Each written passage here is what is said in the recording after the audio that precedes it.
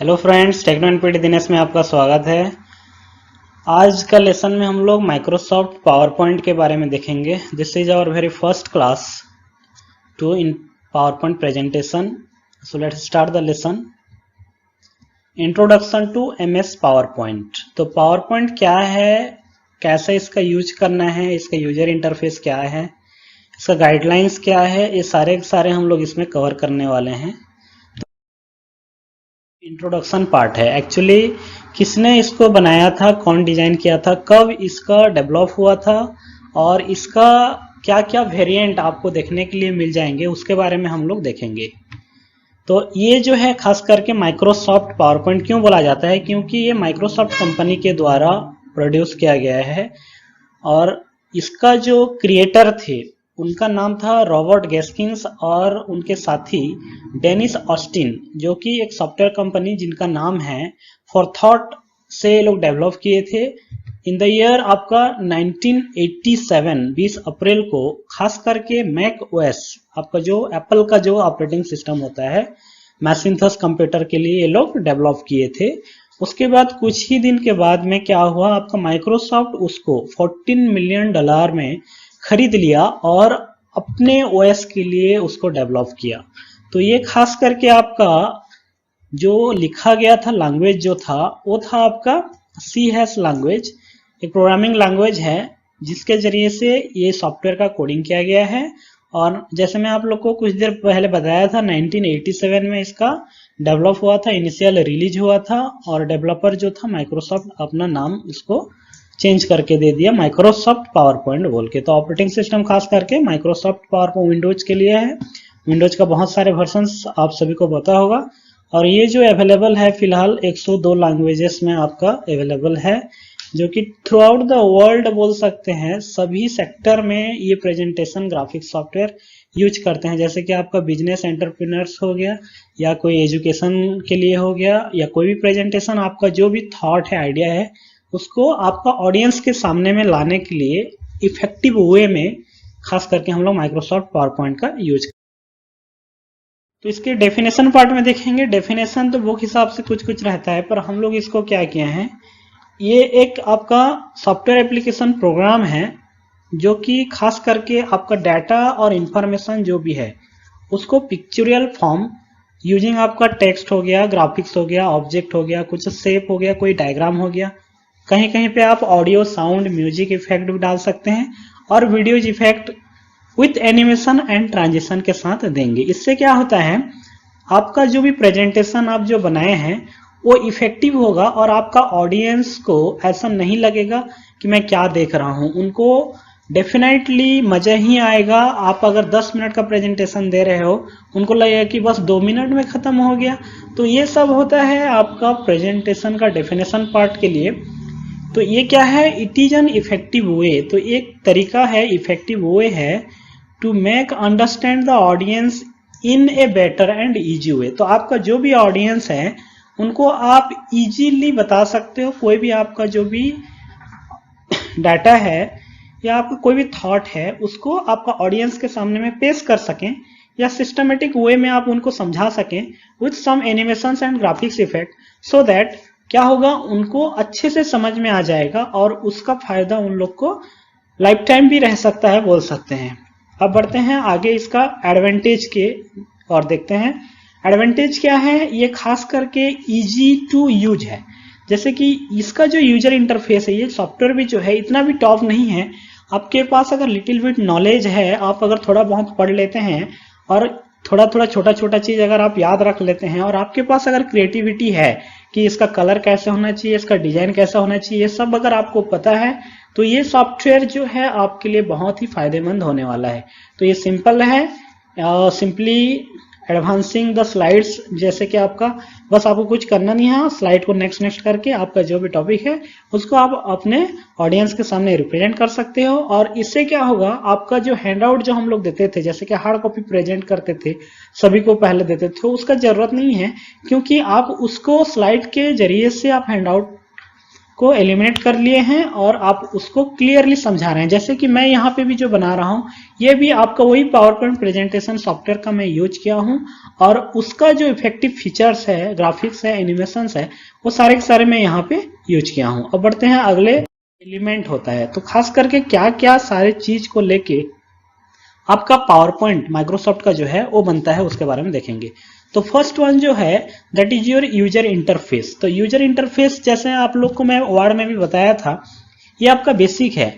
अगर आपको किसी भी पार्ट्स के बारे में कुछ पता नहीं रहेगा, उसका फंक्शंस क्या है, उसका यूज क्या है, उसका नाम क्या है, तो आप उसका कैसे यूज करोगे। It is a very difficult for anyone, सभी के लिए डिफिकल्ट होगा। लाइक दैट मैं बार बार आपको एग्जांपल देता हूं। जैसे आपको बाइक चलाना है, मान लीजिए कहाँ पे स्टार्ट करना है, कौन सा चाबी लगेगा, कहाँ पे गियर लगेगा, कौन सा क्लच है, अगर ये सब के बारे में आपको पता नहीं रहेगा तो क्या आप बाइक चला पाएंगे? क्या नहीं। तो उसी टाइप का क्या है हमारा जो पावर पॉइंट प्रेजेंटेशन या कोई भी एप्लीकेशन प्रोग्राम है, उसका यूजर इंटरफेस को समझना सबसे जरूरी है। तो यूजर इंटरफेस में खास करके आपको यहाँ पे देखने के लिए मिलेगा आपका रिबन और आपका स्क्रीन है, उसमें आपको देखने के लिए मिल जाएगा आपका डायलॉग बॉक्सेस, बटन्स मिल जाएंगे और आपको कुछ पेन्स, नेविगेशन पेन वगैरह, उसके साथ में आपका और भी बहुत सारे कमांड्स मिलेंगे। इसके बारे में मैं अगले आपको नेक्स्ट स्लाइड में आपको दिखाऊंगा यूजर इंटरफेस में क्या क्या होता है। उसके बाद में आपका जो है वो है आपका स्लाइड। तो हर प्रेजेंटेशन में हम लोग का स्लाइड होता है। जैसे आप लोग का वर्ड डॉक्यूमेंट में पेजेस होता है और हर पेज में आपका जो भी कंटेंट है उसको वन बाय वन आप रिप्रेजेंट करते हैं। Like that in presentation we represent our thought ideas in a slide. तो एक स्लाइड में एक टॉपिक को लेके हम लोग रिप्रेजेंट करेंगे ताकि हमारा जो भी ऑडियंस है उनको क्लियरली स्टेप बाय स्टेप वो समझ में आ जाए। तो स्लाइड का जो एलिमेंट्स है उसके अंदर में आप ग्राफिक्स यूज कर सकते हैं, उसमें टेक्स्ट यूज कर सकते हैं, ऑब्जेक्ट यूज कर सकते हैं, उसके अंदर में आप ऑडियो वीडियो डाल सकते हैं। इसके अलावा आप स्लाइड्स के अंदर में आपका एनिमेशन एंड ट्रांजिशन इफेक्ट भी डाल सकते हैं ताकि आपका जो प्रेजेंटेशन है वो मे भी और ज्यादा इफेक्टिव बन जाएगा। नेक्स्ट जो है वो है आपका कंटेंट। तो कंटेंट क्या है? जैसे आपका स्लाइड आपका ले लिए हैं तो स्लाइड में क्या क्या रहेगा, अगर आपको टॉपिक पता नहीं रहेगा क्या ऐड करना है, किसके बाद क्या आएगा, ये सब का आइडिया भी रखना जरूरी है। ये होता है आपका कंटेंट। कंटेंट के बाद में आपका जो नेक्स्ट एलिमेंट है वो है आपका फॉर्मेटिंग। अब कंटेंट रेडी है हमारा टॉपिक, जैसे कि आप यहाँ पे देख सकते हैं मेरा जो कंटेंट है ये है एलिमेंट्स ऑफ पावर पॉइंट, ये मेरा कंटेंट है। इसके अंदर मैं क्या क्या रखूंगा, ये मेरा सारे के सारे कंटेंट, और इसके अंदर में इसका लुक कैसा रहेगा, कौन सा कलर देंगे, क्या करेंगे, ये होता है आपका फॉर्मेटिंग। जैसे ये फॉर्मेटिंग जो वर्ड है इसमें भी हम लोग कुछ कलर इफेक्ट दिए हैं, इसका साइज कुछ चेंजेसमेंट किए हैं और इसका लेफ्ट साइड में आप देख सकते हैं यहाँ पे कुछ मैं बुलेट्स पॉइंट भी यूज किया हूँ। तो ये होता है आपका फॉर्मेटिंग। उसके बाद आपका जो नेक्स्ट आएगा वो है आपका प्रेजेंटेशन प्लेबैक। तो जैसे कि आपका प्रेजेंटेशन रेडी हो चुका है तो आपको प्लेबैक करके भी एक बार देखना है कि आप जो प्रेजेंटेशन बना रहे हैं क्या वो सही है या कहीं पे और कुछ चेंजेसमेंट होगा। क्योंकि जो चीज अगर आपको पसंद नहीं आ रहा है तो हाउ कैन यू इमेजिन, आप कैसे सोच सकते हैं कि आपका ऑडियंस को भी पसंद आएगा। तो पहले तो हर चीज आपको पसंद आना है, उसके बाद में आपका ऑडियंस को पसंद आएगा। If you are not liking that तो आपका ऑडियंस को भी शायद पसंद नहीं आएगा। तो ये होता है आपका एलिमेंट्स ऑफ पावर पॉइंट जो भी इसके अंदर में है। तो नेक्स्ट हमारा जो है वो है हमारा यूजर इंटरफेस के बारे में। तो यूजर इंटरफेस में क्या आएगा, आपका यहाँ पे देख सकते हैं ये आपका स्क्रीन है, पावर पॉइंट प्रेजेंटेशन एप्लीकेशन आप प्रोग्राम जैसे पहले ओपन करते हैं तो ऊपर का सेक्शन जो है ये होता है आपका टाइटल बार। जो आपका प्रेजेंटेशन का नाम है वो आपका टाइटल बार में आएगा। उसके बाद लेफ्ट साइड यहाँ पे मैं हाईलाइट किया हूँ, आप देख सकते हैं क्विक एक्सेस टूल बार बोलते हैं इसको। और ये जो फुल एरिया जहाँ पे हम लोग मार्क करके बड़ा बॉक्स रखे हैं ये आपका होता है रिबन। तो रिबन के अंदर में ही आपका जितना भी कमांड्स है, ग्रुप्स है, टैब है, ये सारे के सारे रहते हैं। और रिबन का जो भी कमांड है उसको हम लोग क्या करते हैं वन बाय वन जहाँ पे जो भी जरूरत है आपका प्रेजेंटेशन में हम लोग यूज करते हैं। अब जैसे लेफ्ट साइड देखेंगे यहाँ आपको एक बोल के दिखा रहा है, ये आपका स्लाइड होता है, इसको हम लोग बोलते हैं नेविगेशन पेन। जो आपका जितना भी स्लाइड ऐड करते जाएंगे इसका नीचे नीचे वन बाय वन आएगा। मैं यहाँ पे एक ही स्लाइड को आपको लेके दिखाया हूँ क्योंकि ये स्टार्टिंग क्लास है। इसके बाद में मैं आगे आपको लाइव इसका डेमो दिखाने वाला हूँ कैसे इसका होता है। उसके बाद जैसे बीच सेक्शन में आ जाएंगे, द मिडिल ऑफ द आपका जो भी स्क्रीन है यहाँ पे आपका ये सेक्शन जो देख सकते हैं ये आपका होता है स्लाइड। यहाँ पे ही हम लोग अपना जो भी कंटेंट है, जैसे मैं आप लोग को बता रहा था, वो सारे के सारे इंफॉर्मेशन आपको इसके अंदर में टाइप करना है। और इसके अंदर में जो है ये है आपका स्लाइड ऑब्जेक्ट और कंपोनेंट। जैसे कि यहाँ पे क्लिक टू एड टाइटल, आपको क्या टाइटल देना है आपको यहाँ पे लिखना है। उसके बाद जो भी ऑब्जेक्ट आपको डालना है, यहाँ से जो भी ऑप्शन है सारे के सारे आप यूज करके देख सकते हैं। तो ये है आपका यूजर इंटरफेस के बारे में। अल्टरनेटिव क्या क्या है, जैसे कि आपका माइक्रोसॉफ्ट पावर पॉइंट जैसे और क्या क्या सॉफ्टवेयर है जो आप फ्री ऑफ कॉस्ट इजीली आप यूज कर सकते हैं और मार्केट में भी अवेलेबल है। तो उसमें आता है आपका पहला जो है मैं आपको रिकमेंड करूंगा, वो होता है आपका, इसको आप देख लेना एक बार, इसको ढूंढ लीजिएगा, आपका इंटरनेट में ये आपको मिल जाएगा फ्री ऑफ कॉस्ट। ये भी एक पावरफुल मल्टीमीडिया प्रेजेंटेशन सॉफ्टवेयर है जो कि बहुत ही इजी है, वर्कफ्लो बहुत अच्छा है इसका, anyone can use this one. उसके बाद सेकंड में आपका जो है वो है आपका गूगल स्लाइड्स। ये खास करके आपका ऑनलाइन प्रेजेंटेशन बनाने के लिए, विजुअल प्रेजेंटेशन रिप्रेजेंट करने के लिए आपका जो भी स्लाइड है पार्ट ऑफ गूगल ड्राइव है, इसको भी आप यूज कर सकते हैं। थर्ड वन जो है मैं आप लोग के लिए लेके आया हूँ reveal.js। ये modern open source non linear presentation framework है जो कि based on HTML5, CSS3, JavaScript, 3D transition effect के साथ में आपको देखने के लिए मिल जाएगा। ये PDF भी आपका सपोर्ट कर लेता है। उसके बाद फोर्थ वन जो हम लोग यूज कर सकते हैं वो है आपका सोजी। ये भी आपका एक ओपन सोर्स प्रेजेंटेशन टूल्स है जो कि SVG image to create zooming and panning animations, जो कि आपका प्रेजी के साथ भी सेम है। ये एक और सॉफ्टवेयर है, मैं यहाँ पे रिप्रेजेंट नहीं किया हूँ, तो यहाँ खास करके मैं आप लोग के लिए सिंपल जो है 4-5 माइक्रोसॉफ्ट का अल्टरनेटिव क्या क्या है ये आपके लिए मैं लेके आया हूँ। आप अगर इसको चाहें तो आप आपका alternative2.com में जाके भी आप कोई भी सॉफ्टवेयर का अल्टरनेटिव ढूंढ सकते हैं, वहां पे आपको बहुत सारा रिकमेंडेशन मिल जाएगा। उसके बाद में जो है आपका की नोट है, ये भी आपका easy create gorgeous presentation with key stroke featuring powerful animation transition effect आप डाल सकते हैं। तो you can prefer these software alternative to your Microsoft PowerPoint. Presentation बनाने के लिए क्या क्या गाइडलाइन आपको फॉलो करना है, ये तो बस मैं इंट्रो के बारे में आपको बताया था कि प्रेजेंटेशन होता क्या है, इसका डेफिनेशन क्या है। अब देखेंगे प्रेजेंटेशन बनाने से पहले आपको कुछ गाइडलाइंस रूल्स फॉलो करना पड़ेगा, जिससे क्या होगा आपका प्रेजेंटेशन इफेक्टिव होगा। तो पहले 6 रूल्स मैं आपको दिखाता हूं। पहला जो है वो है that is your keep it simple. Keep it simple का मतलब क्या है, जैसे आपका प्रेजेंटेशन है तो इसको आपको सिंपल ही बनाना है। तो इससे क्या होगा, आपका प्रेजेंटेशन जितना सिंपल रहेगा ऑडियंस को उतना अच्छा लगेगा। क्योंकि आप अगर ज्यादा इधर उधर का स्लाइड के अंदर में डालेंगे तो शायद आप अच्छे से क्लैरिफाई नहीं कर पाओगे आपका ऑडियंस को, या ऑडियंस को क्लियरली विजिबल भी नहीं हो पाएगा। तो इसके लिए आपका प्रेजेंटेशन जितना सिंपल हो उतना अच्छा है। उसके बाद सेकंड पॉइंट जो है वो है आपका यूज वाइब्रेंट कलर्स। ये आपका सेकंड गाइडलाइन है। वाइब्रेंट कलर का मतलब कैसे, जैसे कि ये हमारा बैकग्राउंड आप देख सकते हैं, ये व्हाइट कलर है। अगर मैं इसमें व्हाइट से थोड़ा सा हल्का कोई टेक्स्ट उसमें लेता हूं सेम कलर टाइप का, तो क्या वो आपको क्लियरली प्रॉपरली विजिबल हो सकता है?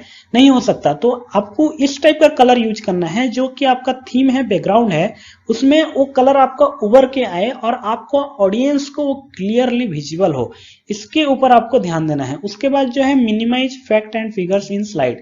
तो आपका स्लाइड के अंदर में जितना फैक्ट एंड फिगर कम हो उतना अच्छा होगा। क्यों? क्योंकि प्रेजेंटेशन का मतलब है हम लोग अपना जो थॉट है, आइडिया है, उसको अपने ऑडियंस के सामने रिप्रेजेंट कर रहे हैं। अगर सारे के सारे फैक्ट फिगर्स जो भी है अगर एक ही स्लाइड में हम रिप्रेजेंट कर देते हैं तो इससे क्या होगा, ऑडियंस को कंफ्यूजन पैदा होगा और अच्छे से समझ में भी नहीं आएगा। नेक्स्ट गाइडलाइंस के ऊपर देखते हैं, वो है आपका import images, graphics, audios and videos. अगर आप कोई भी टॉपिक बता रहे हो तो उसका कुछ इमेजेस रहे, क्योंकि इमेज देख के जो समझ में आएगा आपको पढ़ के उतना समझ में नहीं आएगा। आपको अगर कुछ भी दिखाते हैं तो मे भी वो इजीली आपको समझ में आ जाएगा। जैसे कि हम लोग कंप्यूटर बोलेंगे, एक वर्ड है, अगर इसको इमेजिन करो बोलूंगा तो आपको समझ में नहीं आ सकता है। अगर मैं एक कंप्यूटर का फोटो इंसर्ट करके दिखा दूं तो मे भी आपको इजीली समझ में आ जाएगा। आप अगर कोई साउंड इफेक्ट दे रहे हैं, कोई वीडियो प्ले बैक कर रहे हैं, तो क्या होगा, ऑडियंस का अटेंशन बना रहेगा आपके स्लाइड के ऊपर। उसके बाद नेक्स्ट जो है वो है use humour in your presentations. तो प्रेजेंटेशन में दम रहना चाहिए, जैसे कि आपका प्रेजेंटेशन अगर कोई देखे तो लगे कि yes there is something in this presentation, कुछ तो है इसके ऊपर, तो ये आपका रहना चाहिए। और जो नेक्स्ट आपका गाइडलाइन है वो है आपका एडिट रथलेसली। तो आप जब भी एक प्रेजेंटेशन बना रहे हैं तो उसको ऐसे हिसाब से बनाइए, ऐसे हिसाब से एडिट कीजिए जैसे कि आप खुद ऑडियंस हैं। अगर आप प्रेजेंटेशन बनाने के बाद उसको खुद प्लेबैक नहीं करेंगे कि आपका प्रेजेंटेशन कैसा हुआ है, आपको पसंद आ रहा है नहीं आ रहा है, अगर आपको अच्छा नहीं लग रहा है तो क्या आपका ऑडियंस को अच्छा लगेगा, ये सब की चीज के ऊपर में आपको ध्यान देना है। अगला जो गाइडलाइंस है वो आपको देखने के लिए मिल जाएंगे स्क्रीन के ऊपर में, वो है आपका होल्ड अप। प्रेजेंटेशन देने के टाइम में आपको eye contact and convincing materials जरूरी है। इसको आपको ध्यान में रखना है कि आप जो भी प्रेजेंटेशन दे रहे हैं क्या उसमें आपका ऑडियंस सेटिस्फाइड है या नहीं, आप उन लोग को समझ में आया कि नहीं आया, इसके ऊपर में आपको ध्यान देना है प्रेजेंटेशन में। उसके बाद जो नेक्स्ट गाइडलाइन है बहुत ही इंटरेस्टिंग है, वो है डोंट पैरट पावर पॉइंट। इसका मतलब क्या, जैसे कि मिट्ठू आपका सुआ जो बोलते हैं, तोता हम लोग बोलते हैं उसको, ठीक है, वो क्या करता है, आप जैसे ट्रेन करोगे, जैसे उसको सिखाओगे उसी तरीके से वो बोलता है, दीदी चाचा ये सब बोलता है। अगर आप आपका प्रेजेंटेशन को रट्टा मार के आपका ऑडियंस को अगर समझाओगे, देख देख के पढ़ दोगे, तो क्या वो लोग इतना भी ये नहीं है कि खुद पढ़ सकें। अगर वो लोग पढ़ सकते हैं तो फिर आप क्यों उसको बता रहे हो, कोई वैल्यू रहा क्या आपका प्रेजेंटेशन का, कोई वैल्यू नहीं रहा। तो इसलिए आपको क्या करना है, प्रेजेंटेशन में बस हेडिंग लेना है, आपको यहाँ पे टॉपिक लेना है। जैसे कि मैं यहाँ पे पॉइंट को बस लिखा हूं पर उसका एक्सप्लेनेशन खुद से कर रहा हूं ताकि आपको अच्छे से समझ में आए। उसके बाद क्या है, गिव इट ए रेस्ट।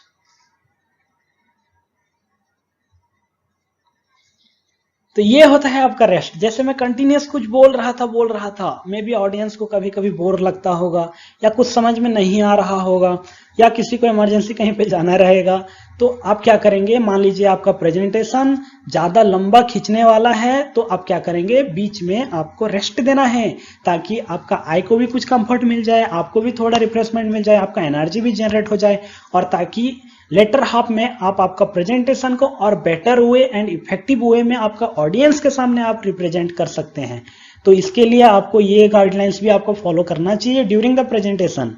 उसके बाद है make eye contact with your audience. अगर आप कोई भी कुछ चीज समझा रहे हो, किसी कुछ बता रहे हो, आप अगर उसके तरफ नहीं ही देखोगे तो क्या उनको समझ में आएगा। उन लोग सोचेंगे हमारे यार हमारे तरफ तो अटेंशन ही नहीं देते हैं, मतलब उनका ध्यान कहाँ पे है पता नहीं। तो इससे क्या होगा, आपका अटेंशन और उनका अटेंशन जो है दोनों डाइवर्ट हो जाएगा और आपका प्रेजेंटेशन जो हो जाएगा वो हो जाएगा जीरो। तो इसके लिए आपको इसको ध्यान देना है। आप जब भी प्रेजेंटेशन दे रहे हो आपका आई कांटेक्ट भी जरूरी है। मैं यहाँ पे गाइडलाइन बता रहा हूँ फ्रेंड्स, आपको इसको ध्यान में रखना है क्योंकि आप ये सारे के सारे रूल्स अगर फॉलो करते हैं तो मे बी आपका 90% जो है आपका presentation definitely going to be effective. उसके बाद जो है टाइम योर रिमार्क्स। तो आप जो भी स्लाइड ले रहे हैं या आपका जो भी ऑडियंस आपको कुछ सवाल कर रहे हैं तो आप जो उसका रिमार्क्स जो दे रहे हैं, उसका आंसर जो दे रहे हैं, उसको सही टाइम में आप ठीक कर पा रहे हो या नहीं, उनका डाउट क्लियर कर पा रहे हो कि नहीं, इसके ऊपर भी आपको ध्यान देना है। जैसे कि आपका प्रेजेंटेशन है, मान लीजिए 20 मिनट चलने वाला है, तो क्या आप 20 मिनट के अंदर में खत्म कर पा रहे हो या नहीं कर पा रहे हो, क्योंकि आज के डेट में टाइम बहुत ही इंपॉर्टेंट है सभी के लिए और सब टाइम देखते रहते हैं कि टाइम हुआ कि नहीं हुआ। जैसे मैं भी कभी कभी क्लास लेता रहता हूँ तो उसमें हमारे स्टूडेंट लोग हैं, वो लोग भी देखते रहते हैं कि टाइम हो गया कि नहीं हो गया। तो इसके लिए आपको ध्यान में रखना है कि आप जितना टाइम ले रहे हैं क्या उतना ही टाइम आप डिमांड किए थे या नहीं, इसके ऊपर आपको ध्यान में रखना है। उसके बाद नेक्स्ट जो है make a powerful first impression. तो जैसे सभी को पता है आपको फर्स्ट इंट्रोडक्शन जो होता है, आपको फर्स्ट इंटरेक्शन जो होता है वही आपका लाइफ टाइम के लिए रह जाता है। मेरे ख्याल से मेरे साथ तो बहुत ऐसा हुआ है, सभी के साथ होता है लगभग। हम लोग जैसे इंटरेक्ट करते हैं फर्स्ट टाइम कोई भी पर्सन के साथ, तो फर्स्ट इमेज हमारा जो होता है उनके साथ में जैसा होता है आपका लाइफ टाइम सेम इमेज चला जाता है एक बार। और एक बार अगर इंप्रेशन इधर उधर हो गया तो it may be very difficult for anyone to लाना उसको वापस, बहुत ही मुश्किल होता है, डिफिकल्ट होता है। So this was all about your introduction to Microsoft PowerPoint। PowerPoint क्या होता है, इसमें आपको कैसे काम करना है, क्या क्या रूल्स आपको फॉलो करना है। उम्मीद है आप सभी को समझ में आया होगा। See you in the next class with live practical।